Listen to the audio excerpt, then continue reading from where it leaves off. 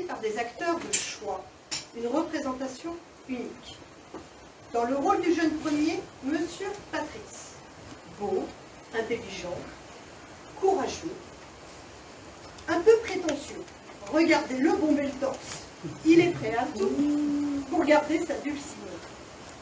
Sur ma droite, vous apercevez les parents de la mariée, Madame Laura et Monsieur Pierre, dans le rôle secondaire, bien sûr. Surpris, un tantinet ironique, le père semble penser « Mon renégat de beau-fils entre dans la tradition ». Pour terminer, voici celle qui partage le rôle principal avec le marié. La mariée, Christina. C'est la plus émouvante. Elle est radieuse et semble avoir décroché une étoile au ciel tant son regard pétille. On se demande bien pourquoi, mais le cœur a ses raisons. La rencontre a eu lieu lors d'une manifestation APF 300 comme il y en a si souvent. Elle fut comme la foudre de Zeus et embrasa leur cœur soudainement. Cupidon n'eut même pas besoin de tirer une flèche, le mal était fait. Leurs amis réciproques, qui sont parmi le public, vous le diront. Ils n'en pouvaient plus. Pas une phrase sans que le prénom de Christina ou de Patrice soit mentionné. Écoutez-les dans la salle. Ils soupirent, soulagés. Le mariage les assagira, crie-t-il en silence. Je vais à présent céder la place aux acteurs, qui vont continuer de jouer leur pièce. Les mariés ne se contiennent plus, leurs regards ne se quittent plus, leurs mains se cherchent. Les invités heureux de festoyer ou curieux de l'événement s'impatientent. Les enfants cherchent le buffet.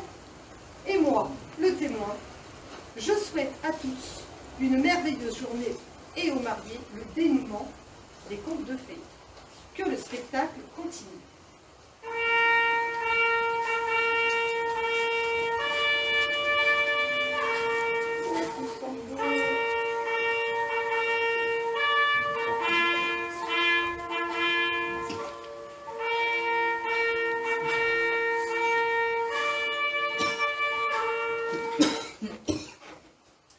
Je suis heureux, en tant que représentant de la République, de vous accueillir, mesdames et messieurs, ce 16 septembre pour unir, en fait, célébrer les liens du mariage entre Christina, ici présente, et Patrice, ici présent. En tant qu'officier de l'état civil, c'est toujours avec grand plaisir que je reçois sous le toit de la République les futurs époux qui ont choisi la voie du mariage, un engagement civique et moral qui suppose pour les époux un respect mutuel et un accompagnement de chaque jour. Je pense pouvoir parler au nom de vos familles, de vos amis et de tous ceux qui vous sont chers et qui sont ici aujourd'hui en vous souhaitant beaucoup de bonheur, mais chacun sait qu'il y aura aussi des jours d'épreuve. Et c'est dans ces moments que l'amour, la présence, la communication et l'implication de chacun dans le mariage prendront toute leur valeur et leur importance. Je suis heureux de vous unir et vous félicite chaleureusement. Je vous souhaite une longue vie, côte à côte, ainsi que bonheur et sollicité. Alors, nous allons à présent procéder à l'échange des vœux de mariage entre mademoiselle Christina, ici présente, et monsieur Patrice, ici présent. C'est pourquoi je vais demander à Christina si elle veut bien prendre pour époux Patrice, ici présent. Oui. Et je vais demander à Patrice, ici présent, s'il veut bien prendre pour épouse Christina. Non, je ne veux pas épouser Christina.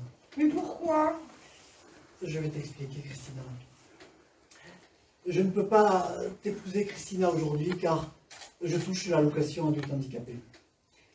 Si APF France Handicap organise aujourd'hui cette cérémonie de non-mariage, c'est afin de protester contre le maintien de la conjugalisation de l'allocation adulte handicapé, votée le 17 juin grâce à un vote bloqué à l'Assemblée nationale.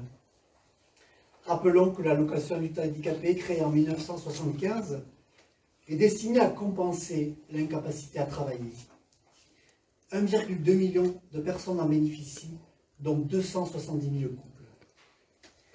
Aujourd'hui, lorsque le conjoint d'une personne en situation de handicap perçoit des revenus supérieurs à 1020 € net par mois, le montant de l'allocation adulte handicapé baisse. Si les revenus du partenaire dépassent 2200 € par mois, l'allocation adulte handicapé est supprimée. Ces deux exemples illustrent la dépendance économique de l'allocataire vis-à-vis de son ou de sa partenaire.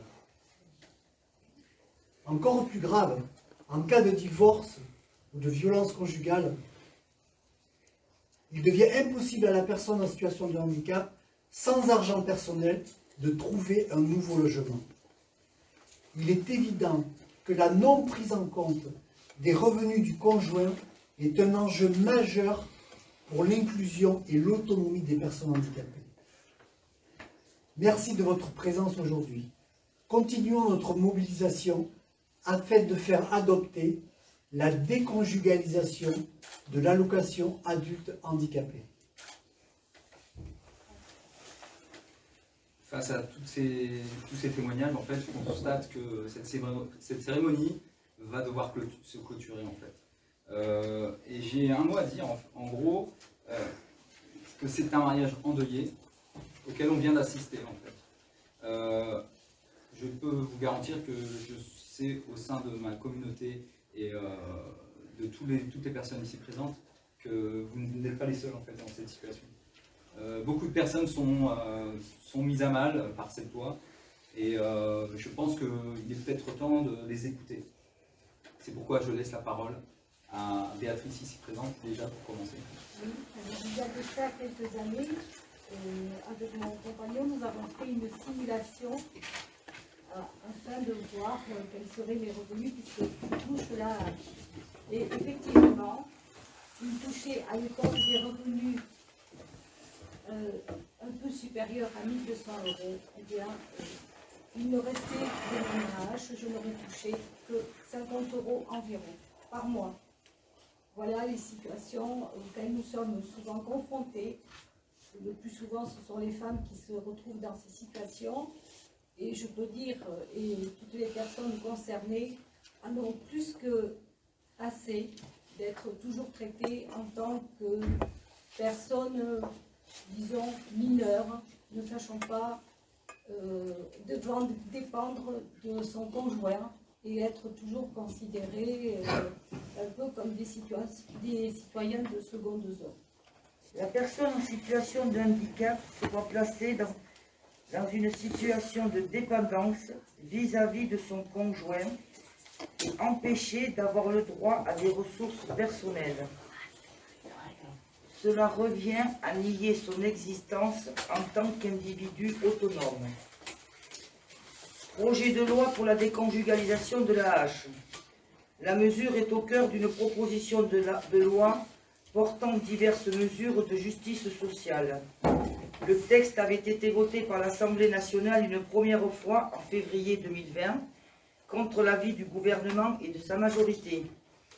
En mars, le Sénat à majorité de droite a également donné son aval. Pourquoi le gouvernement est-il contre? Pour le gouvernement et sa majorité, la déconjugalisation de la AH remettrait en cause la base même sur laquelle est construite la solidarité nationale, puisque la situation conjugale est prise en compte dans le calcul dans le système fiscal et social. Sophie Cluzel, secrétaire d'État en charge des personnes handicapées, a dit ne pas être favorable à l'État, en l'état. À l'heure où le gouvernement promet la notion de société inclusive, pourquoi s'oppose-t-il à la déconjugalisation? C'est totalement scandaleux, honteux, de ce qui s'est passé à l'Assemblée nationale. L'handicap est individuel et l'AAH doit être individualisée. Un an après, le gouvernement n'a pas changé d'avis. Il est toujours défavorable à la déconjugalisation. La AAH en couple, Sophie Cluzel dit non. Le prix de l'amour pour les bénéficiaires de la AAH est plus que jamais au cœur des débats. Le droit d'aimer est-il un crime au vu de la société? Le droit d'aimer pour nous handicapés, c'est une sanction très lourde à vivre. Nous sommes déjà pénalisés avec nos différents handicaps et le gouvernement veut nous achever en votant contre la déconjugalisation.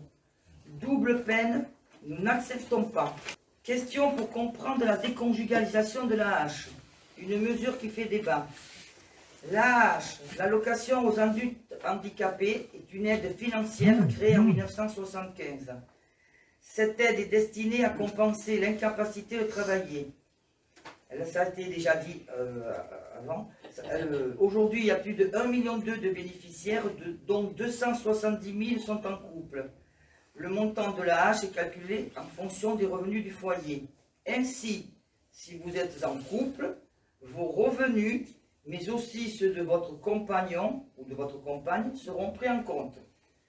Les associations favorables à l'individualisation de cette allocation estiment que le titulaire de l'AAH doit donc renoncer à être en couple pour ne pas perdre son allocation. Le droit d'aimer, c'est l'être cher qui doit subvenir à nos besoins quotidiens. Nous, personnes handicapées, nous disons non. Le droit d'aimer, c'est de vivre comme tout le monde malgré nos différences. C'est de partager et de recevoir de l'amour de celui ou celle que l'on aime. Est-ce beaucoup demander au gouvernement que de vivre dans la dignité et d'être reconnu comme citoyen à part entière?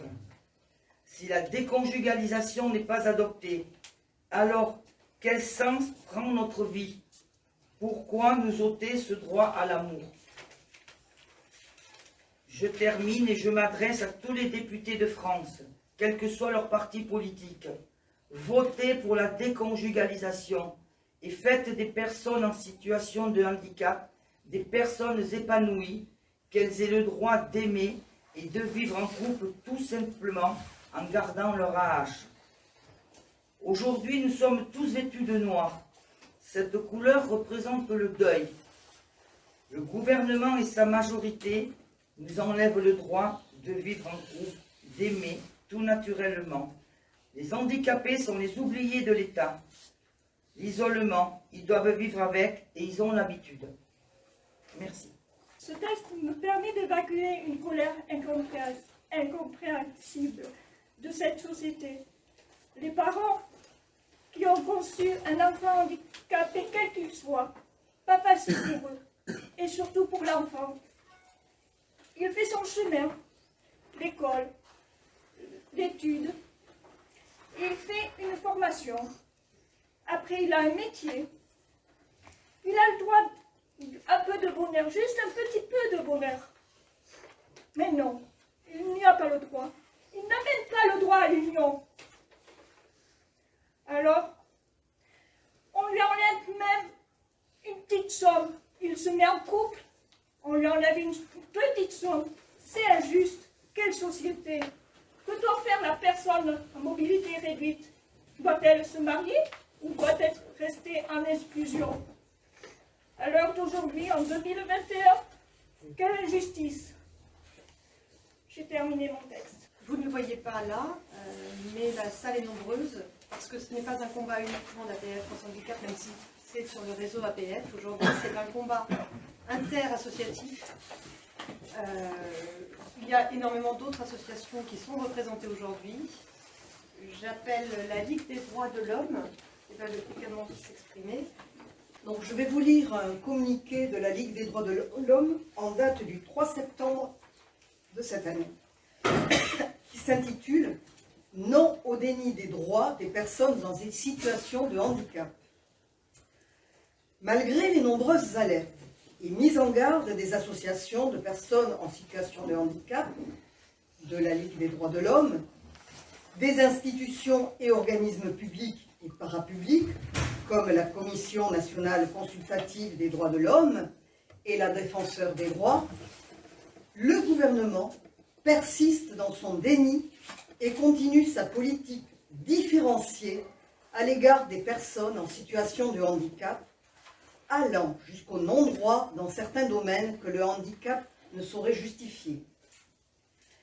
C'est ainsi que les 18, 20 et 23 août 2021, les membres du Comité des droits des personnes handicapées des Nations Unies ont été pour le moins surpris par les affirmations de Madame Cluzel, qui affirme devant la représentation onusienne que les personnes en situation de handicap sont enfin considérées comme sujets de droit et non plus comme des objets de soins. Ce que conteste très justement la Commission nationale consultative des droits de l'homme, qui, par la voix de sa secrétaire générale, Madame Magali Lafourcade, constate un décalage entre le discours politique et la réalité vécue par les personnes en situation de handicap et leurs familles en France. C'est aussi l'avis de Madame Claire Hédon, défenseur des droits, qui regrette que la France n'ait pas encore pris pleinement en considération la nouvelle approche fondée sur les droits induite par la Convention et rappelle que les discriminations à l'égard des personnes handicapées constituent le premier motif de saisine du défenseur des droits en matière de discrimination. L'ALDH, donc la Ligue des droits de l'homme, dénonce le décalage persistant entre les proclamations ministérielles et la réalité effective de la mise en œuvre des droits des personnes en situation de handicap. Elle soutient le collectif handicap qui enjoint l'État français à réviser ses politiques publiques pour mettre fin à cette discrimination structurelle et permettre aux personnes en situation de handicap de choisir pleinement leur mode de vie et de leur garantir leurs droits effectifs. Donc il y avait dans ce communiqué beaucoup de guillemets, beaucoup de citations des personnes qui étaient nommées. Hein. Voilà. Donc nous soutenons absolument votre démarche et nous serons à côté en cas de besoin. Merci. Voilà. Merci.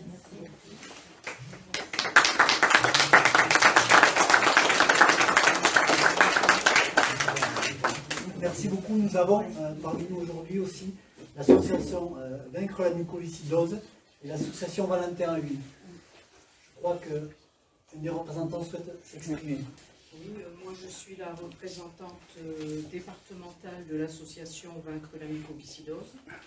Bon, je ne sais pas si vous le savez, mais la mucoviscidose, c'est une maladie respiratoire et digestive évolutive, encore mortelle de nos jours. Et les patients qui sont atteints de cette maladie, au regard de cette évolution, sont obligés d'abandonner leurs études et aussi très souvent leur travail. Donc pour eux, l'AH, c'est vital, c'est un droit. Et c'est pour ça qu'on participe à cette manifestation, parce qu'on ne veut pas que ce soit lié au revenu du conjoint. Merci. Donc voilà, l'association Valentin à l'huile, Comité des Landes, tenait à être présent aujourd'hui pour nous associer à ce non-mariage. Nous disons bien sûr non à la dépendance financière de la personne handicapée dans un couple. Nous disons oui pour l'égalité des chances et des droits.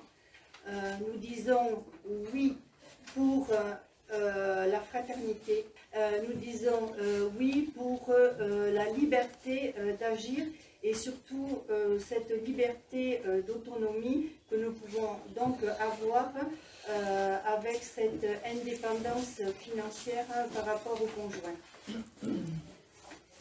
La déconjugalisation donc, de l'AAH est avant tout, et je voudrais le rappeler à Madame Cluzel, un acte citoyen. Merci.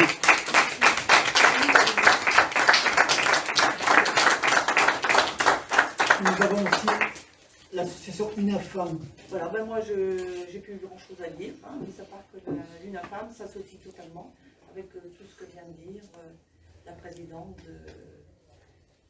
votre association. Voilà. Bonjour tout le monde. Je suis aujourd'hui très endeuillé et très triste parce que moi c'est une... je n'avais pas employé de grands mots parce que je ne les connais pas et ça me barbe. C'est une fois de plus une manière maquillée de l'État et du gouvernement de cette loi de déconjugaison de l'allocation du handicapé par rapport au revenu du conjoint. C'est une forme de régression des droits fondamentaux des personnes en situation de handicap. Je pense que tant que l'État, le gouvernement, enfin les représentants et les gens en général, la société politique publique, la société civile, n'aura pas un autre regard et n'acceptera pas la différence, surtout les items, le logement, les études, le travail, c'est-à-dire de faire un effort et arrêter d'envoyer le mot inclusion, qui ne veut rien dire, quoi. Si l'État veut avoir l'inclusion, ou s'il veut inclure, s'il va avoir la volonté d'inclure les gens en situation de handicap dans la société, alors qu'ils le montrent, quoi. Qu'ils arrêtent de parler, qu'ils arrêtent de voter des lois qui vont vraiment en notre défaveur, et surtout là, le droit à la mort qui est vraiment, le droit à la mort qui est bafoué, je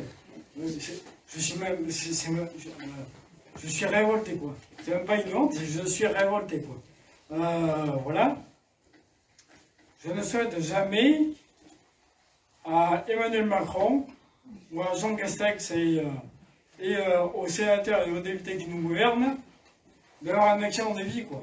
Voilà. Il faut aussi, moi ce que je dis, c'est que tant que la personne en face de mon soir avec qui on discute n'aura pas la capacité d'écouter, de comprendre, de se mettre à la place de la personne, elle ne va pas, comment dire, elle ne va pas être source d'épanouissement en votant des lois pour la personne. Voilà. Et là, je suis, par rapport à cette loi que l'on vote aujourd'hui, et où on écrit un SOS, ça m'attriste et ça me révolte. C'est tout ce que j'ai à dire. Voilà.